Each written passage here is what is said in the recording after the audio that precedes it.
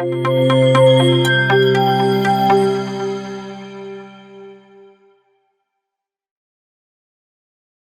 morning, Mark.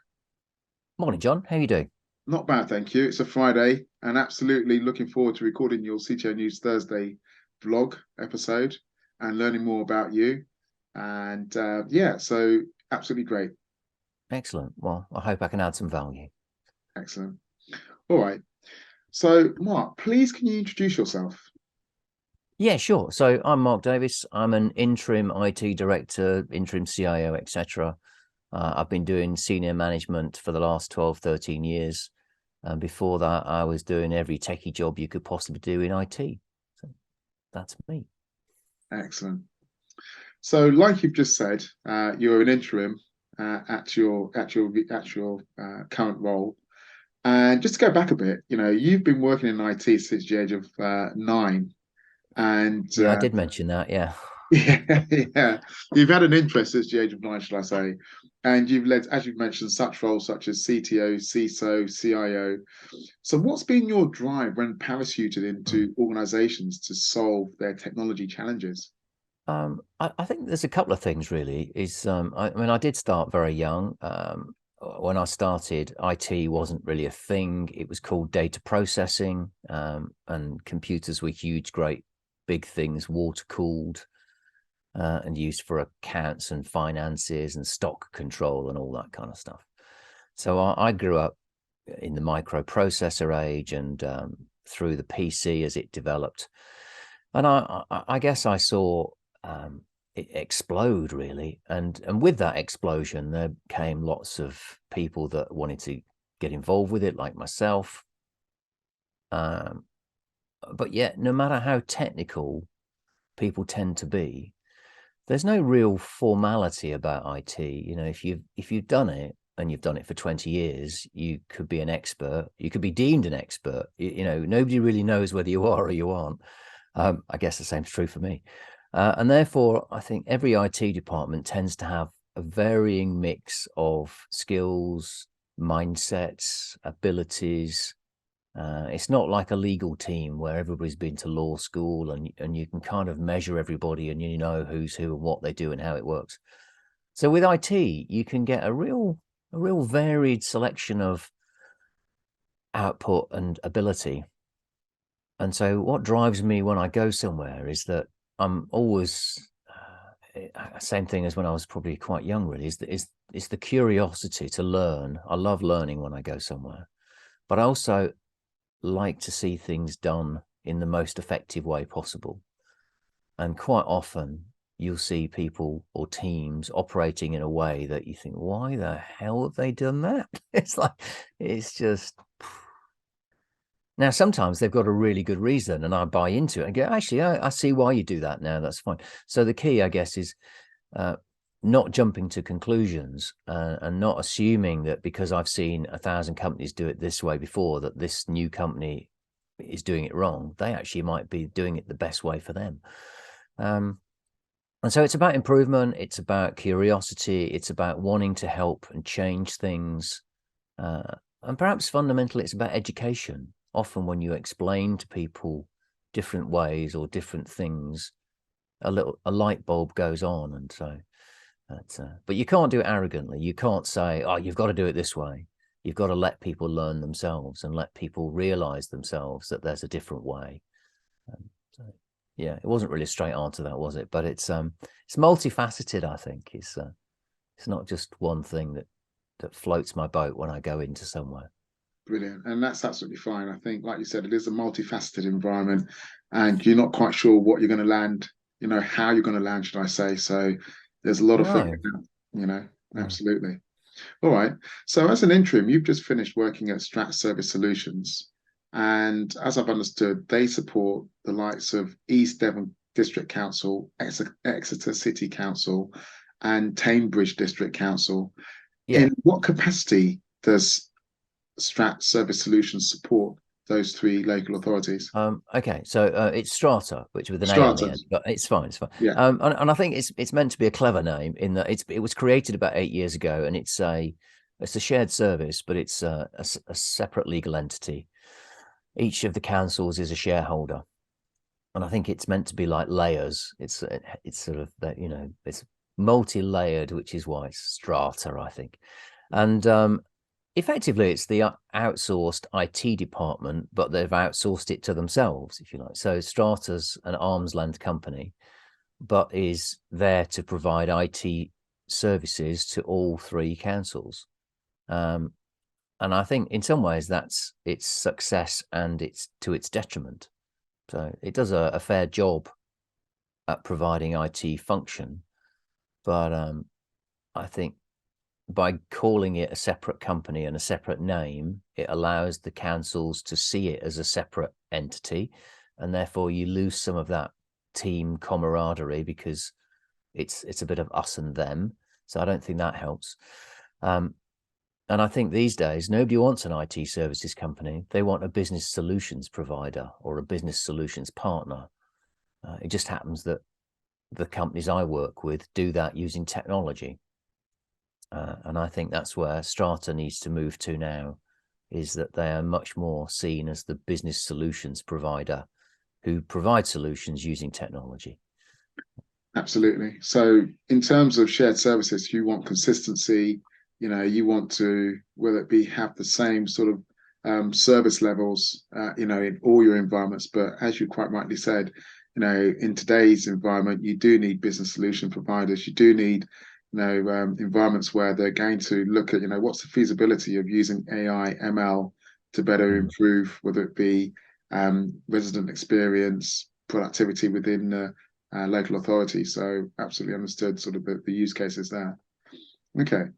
So can you talk about transformation projects you've delivered at a local council that saved money, cut costs, or improved whether it be citizens, resident, or customer experience? Yeah, I was waiting for this question. I'm not sure I can really.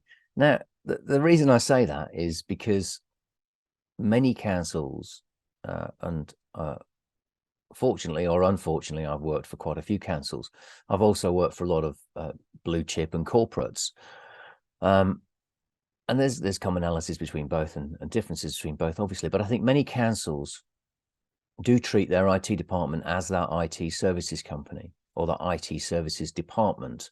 And so they'll quite often come to the IT department and say, we need to roll out tablets, or we need to change our telephony system, or we want to use automation. And they may well have in their mind a transformational project, but they often don't include the IT department in that journey. And they treat you like a tradesman, a builder, a plumber, and says, well, I'm doing a new bathroom. I just need you to fit the bath, please. Well, actually, we know all about plumbing. So if you talked to us before, we could have suggested some options that were more effective or cheaper, or actually, widen the scope and give you more of what you want rather than less. Yeah. Mm-hmm. So I've seen a lot of supposed, in inverted commas, transformation projects, but rarely do I see true transformation come off the back of that. And the challenge for not just councils, but for any organization, because they often treat departments within organizations and councils with their own budgets and their own profit and loss, not so much councils, but they have to manage their own silo, if you like, and therefore they disinclined to look across the organization, say, well, how can I work with this director and that director to best benefit the council, the organization, the company? So you end up putting in point solutions that are transformational for a small team. And to me, that's not transformational. That's just new technology, just trying to improve a few things. True transformation needs to genuinely look at things back to front, upside down, inside out. All constraints off the table. Just what could we do differently? And how could we then achieve that? And how can we use technology to help us then achieve that? Yeah. So I could talk about how people have implemented new CRMs or new form systems that are going to channel shift or get citizens to put data in to reduce call volumes or best manage the process through the system. But because they're done piecemeal, I just don't find that they really are what I would call transformation. Maybe I aim too high in what I think is transformation. but you're never going to get true transformation without looking at everything end to end, systems thinking, and it just doesn't usually happen, unfortunately. So Yeah, that's probably yeah. not the answer you're looking for, but I would say that's kind of where it is, I'm afraid. Well, I completely understand. I think, in our experience here at IT Labs, we are absolutely a data we have a sort of a data mindset versus Mm, an application mindset. And it's really about, how best can the right information deliver the best value to the organization versus mm, looking at it from an application standpoint where, what applications do we need, et cetera, et cetera. Because at the end of the day, it's yeah. empowering whether it be local, whether it be residents, citizens, as well as your staff members. One of the best ways of doing that is by providing them with the data that they need when they need it, not necessarily the application that's required. Mm, So, I agree. yeah. All right. So, what is the biggest cost for a council, and what's the significance regarding the council incurring costs, and Mm. what could be a good remedy? Okay, so I said I've been to a lot of councils, and even when I've not worked at them, I've been to them and seen how they work. So there's 333 councils in the UK. 24 of those, I think, are county councils. Now, obviously, county councils, like unitaries, cover an awful lot more area. And I think if you look at a county council or a unitary, then social care by far is the largest cost in terms of managing systems, etc. The general day-to-day biggest cost obviously is going to be staff. I think staff is a massive cost for councils, and quite often when they're looking at transformation or cost cutting, staff budget is one of the first things that they like to look at. But in terms of software and systems, if they're not dealing with social care, which a city council or a district council wouldn't be, then it tends to be the big systems that they have, which would be the housing system, the revenue and benefit system. Um, those kind of systems tend to be monolithic, big bits of software that are sold to them by the likes of Northgate, Capita, Civica, um, and they are expensive. They are not cheap systems.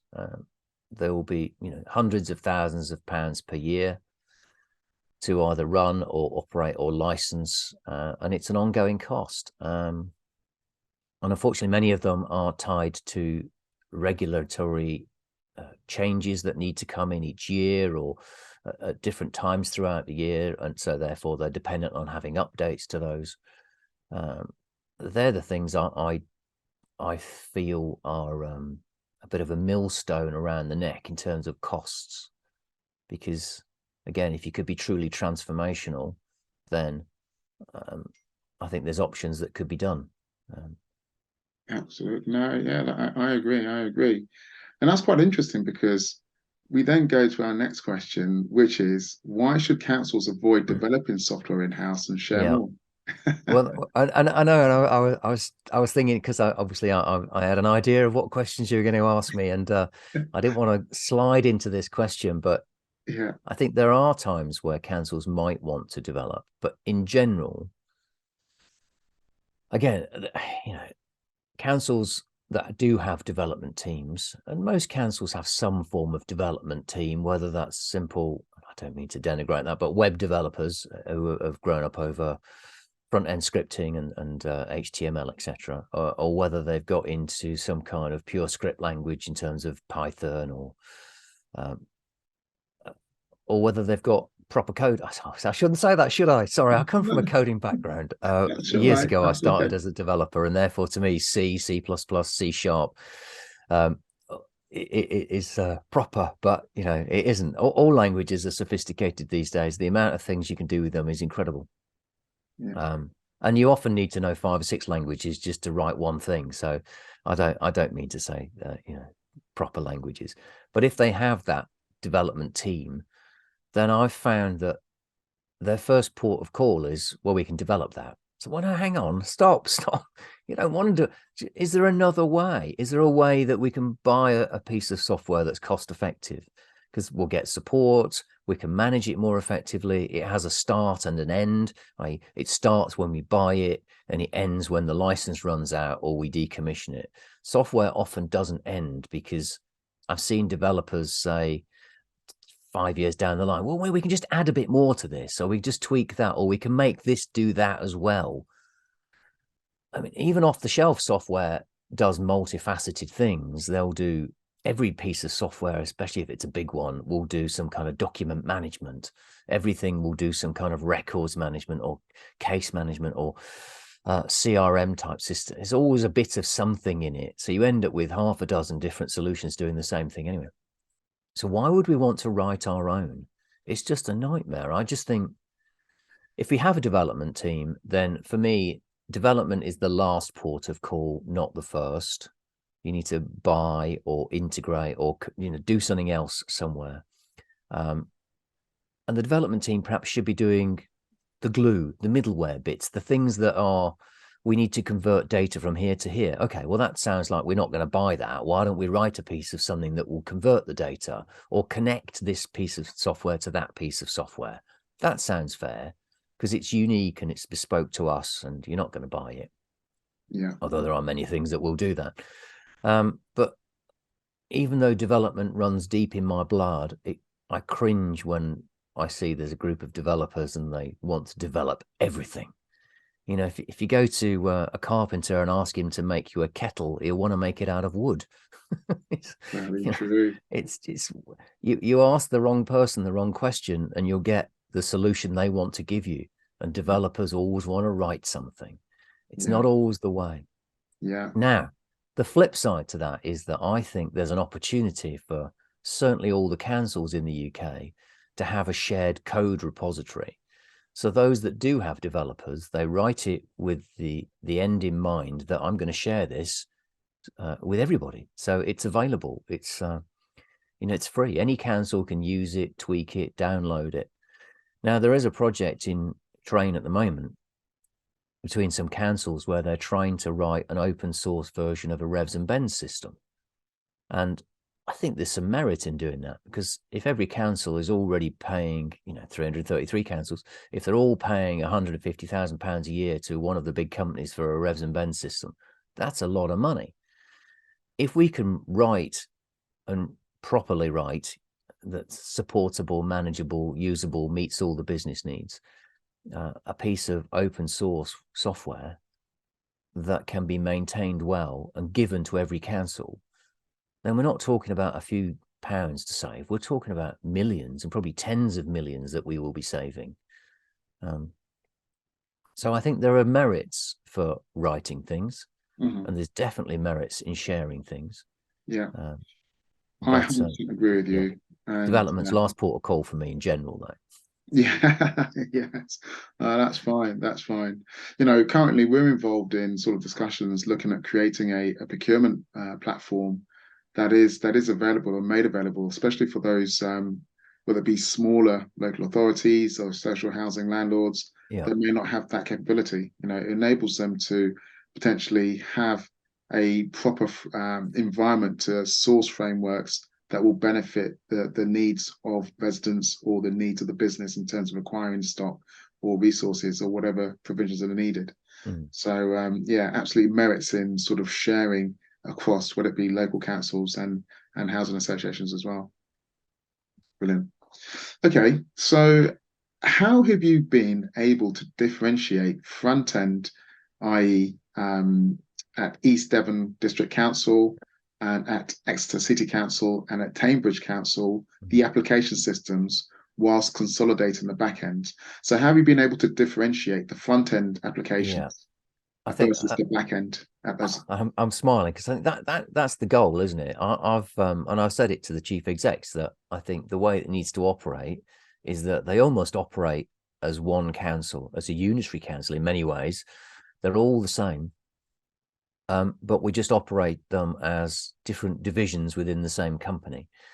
So it'd be branded differently on the website, but the web system would still be the same, be the same content management system, hosted in the same place. It's just, it shows A instead of B.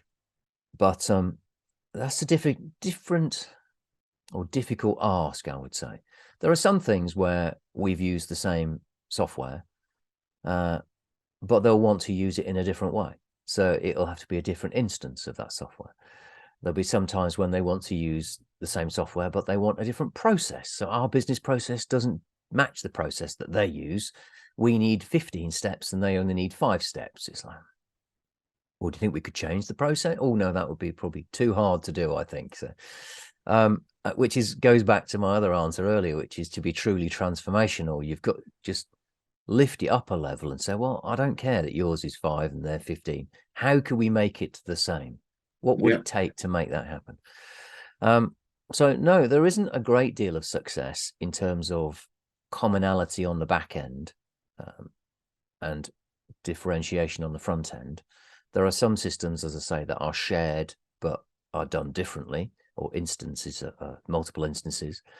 I mean, obviously the servers are the same, the storage systems are the same, but they're not presented in a way that would need any differentiation.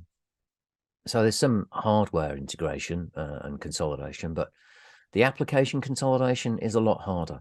There's a project at the moment that they're executing where they're combining the finance systems, and 2 of them were using a similar finance system. One of them was using a completely different finance system, and they're going to use the same finance system with the same chart of accounts, and it's a good step forward. Finance systems are notoriously difficult to implement, though, because there's never a good time to do it. Everybody wants to do it at end of year, but that's never the best time to do it because there's too much going on. So it's making progress, and they'll get there, and that will be a great step forward. But it's yeah, councils are probably the most difficult one to bring together, because even if the officers agree, quite often politically they've got different agendas. So yeah. Yeah, no, I agree. I agree. We're having conversations with a number of councils, and some of the conversations is when it comes to finance. Some of them looked at Office 365 F&O as a solution to whether it be improving their sort of finance environment. So yeah, I can see that there's it is like another monolithic environment, if that makes sense, because there's a lot of ingestation coming from various different yeah, environments, whether it be from your marketing to sales to wherever, etc. mm, And it all needs to be streamlined. So how best can you streamline that is yeah. is, is really the challenge. Okay. So what's your leadership style? Um, I think it's developed over time. I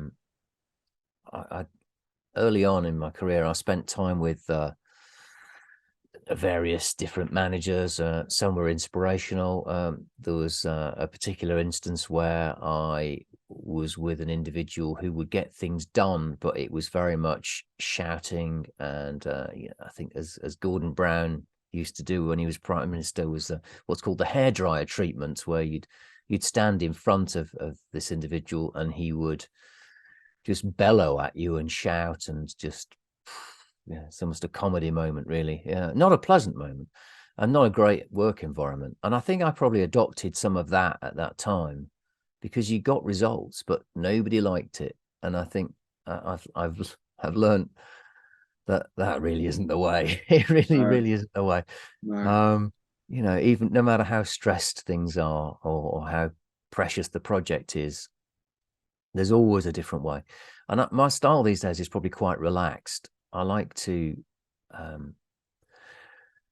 like to try and lay down enough ground rules, and I don't mean this in like, lay down the law, but you need enough governance. You need enough in place that people understand what their area to operate in is. It's there to help them if they struggle, but also, apart from that, you give people full autonomy to get the job done however they see fit. Because if you give people freedom to be autonomous, you actually get different outcomes, better different outcomes from what you actually expect. If you micromanage, you only get what you think you want. If you give people freedom, then you can get things that you never even thought about. And people do it with a lot more pride and a lot more sense of satisfaction if they feel they've got some control how they deliver what it is you want. So I would say I'm quite forgiving. um, it's always about, I need to know what happened, but I'm not looking to blame. So I might ask what happened. I might try and understand how it happened, because there might be an issue where you need to actually help someone, educate them, or train them differently. So you do need to know what happened. It's not about whitewashing anything and brushing over the cracks, as it were, but you do need to know. But also you can let the individual know that it's fine, it's okay, we can learn from this, move on. The key thing is about delivering, not about the mistake that's happened. So yeah, it makes my life easier too. If I'm chilled and quite relaxed, the staff are quite chilled and quite relaxed. Some take it too far and you might need to draw them back onto the less relaxed state, but generally, yeah, it makes for a much more pleasant environment, I think. So And yeah. laying down the sort of the governance is really the key in terms of creating that sort of relaxed environment. No one wants a hairdryer treatment on a regular basis. No, it's like, I always like to say that there's whether you're rebuilding an organization, restructuring it, or whether you're just running a project, you need to have some governance. And I say it needs to be proportionate. So it's like traffic lights. So traffic lights during the day, busy traffic, the red and green lights make all the difference. Stop deaths, speed up the flow. I think it's France. Certainly when I was a kid, we used to go to France. At night, the traffic lights would go to a flashing amber, which Yes. meant if it's quiet, you just drive up slowly, have a look if it's clear, and drive through, because they've still got the governance. It's proportionate. 4 a.m. in the morning, you don't want to stop for 5 minutes at a red traffic light.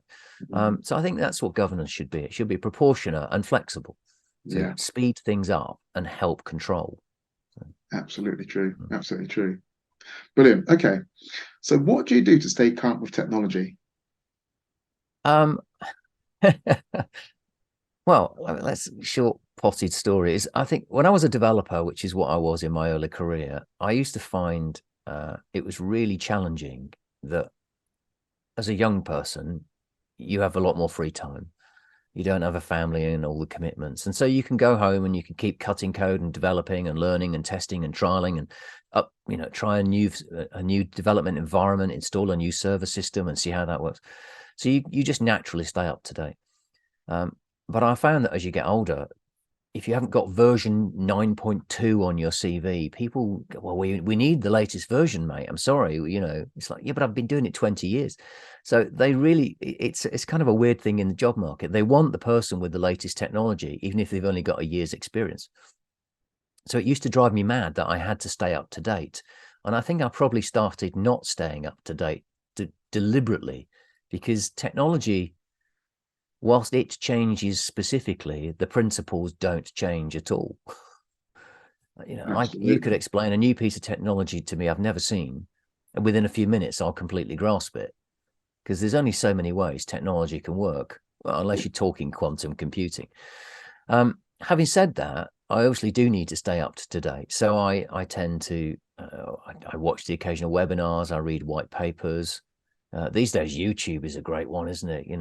The trade presses, they're always sending things through as well. But you can lose yourself. You've got to know what's proportionate to stay up to date. And I've done quite a bit of work with Gartner, and the professional bodies are quite useful as well to understand what are the trends, where are things going, what do you need to drill down into to understand a bit more about. Because I think it's important that your team know that you at least understand the technological principles, and that the boss isn't just some kind of muppet who's just barking orders.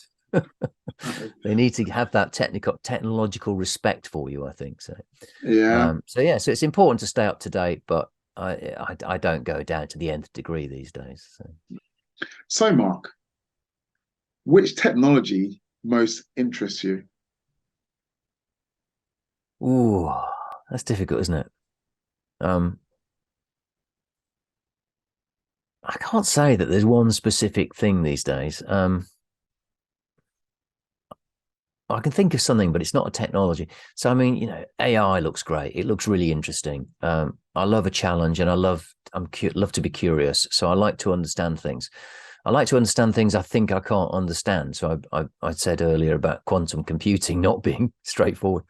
I'd love to understand that. So I'd love to just read some white papers and some, academic research into how things work, because it's just mind blowing what that can do.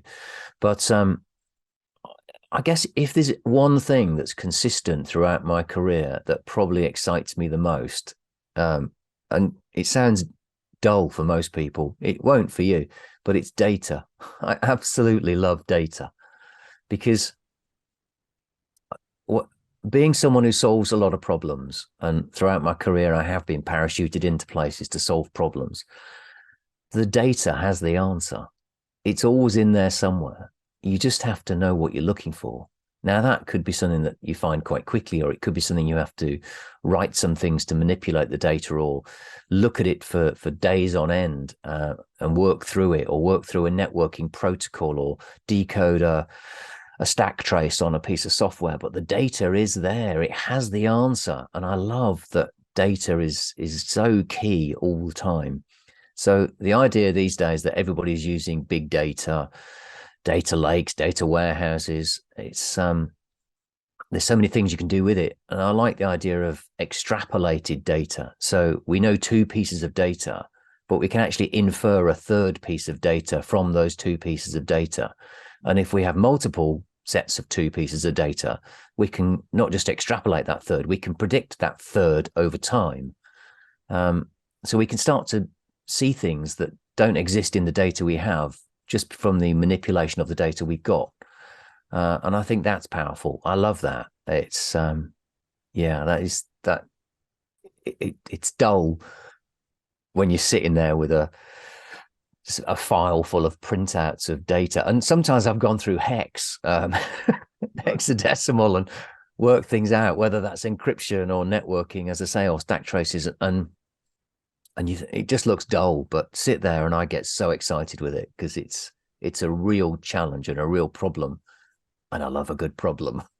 Yeah, yeah, no, it sounds as though you do. And I think, like you say, it's like, from what I've understood, it's the unknown that you can extrapolate from the data, Yeah, from various different types of data sets, and how you get to the outcome that you're trying to solve, mm, is great to hear.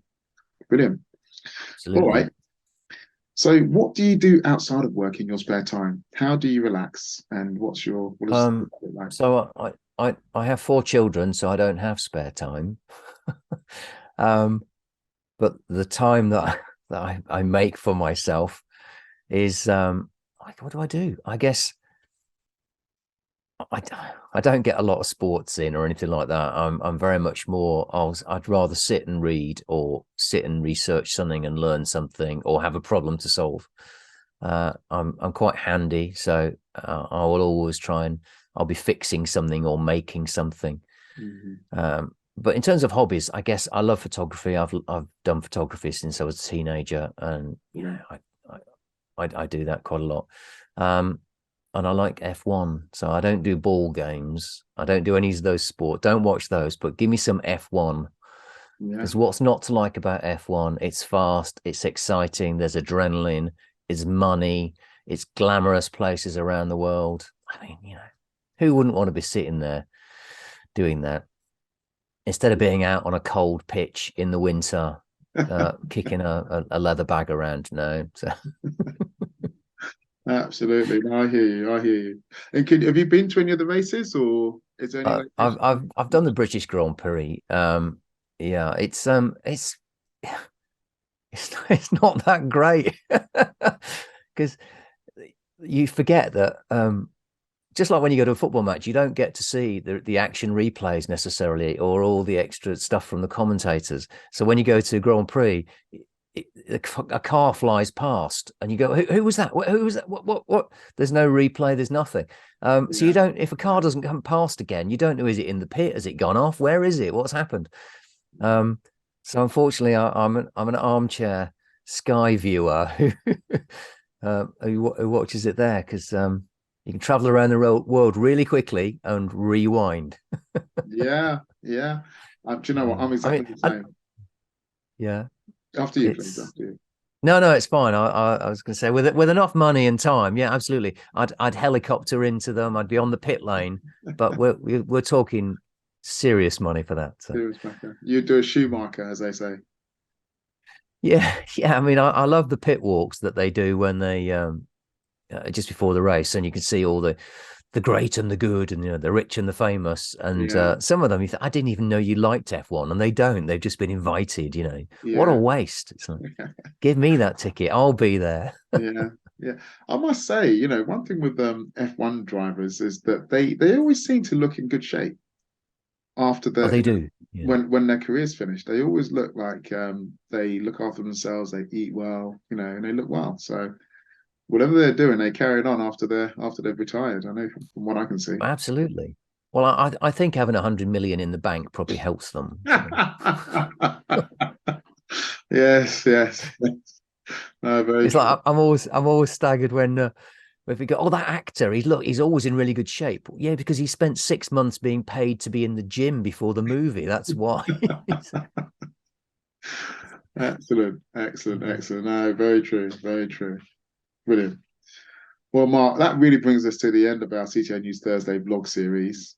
And I'd like to thank you on behalf of CTO News Thursdays. It's been a pleasure learning about you, your interim role at Strata Service Solutions, your thoughts on whether developing in-house applications or buying off the shelf, as well as also, your sort of whether it be advice and guidance towards high-performing teams, building high-performing teams, and the various other, useful information you've shared. And I'm sure that our audience will find that of great help and of use as well. So let me hand over to you, please.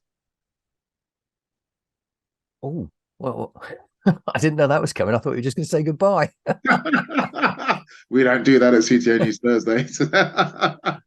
No, it's good. It's good. I mean, I can talk for hours really. And I think you've only, well, not even scratched the surface on some of the things. Right. So I think that, building the teams is a key thing really. Yeah. And as I said, I never used to think it was. I thought you shout at people and they'd do the job, and they will today, but maybe not tomorrow or next week. You've got to build the team right, and yeah, that for me these days is as much of an excitement as the technology. I think is getting the people to work, the soft machinery, shall we say. The Absolutely. hardware is easy usually. So yeah. But Absolutely. I'm glad we took this opportunity, and thanks for the invite and to share. Thanks. No problem. It's been a pleasure. And thank you, Mark.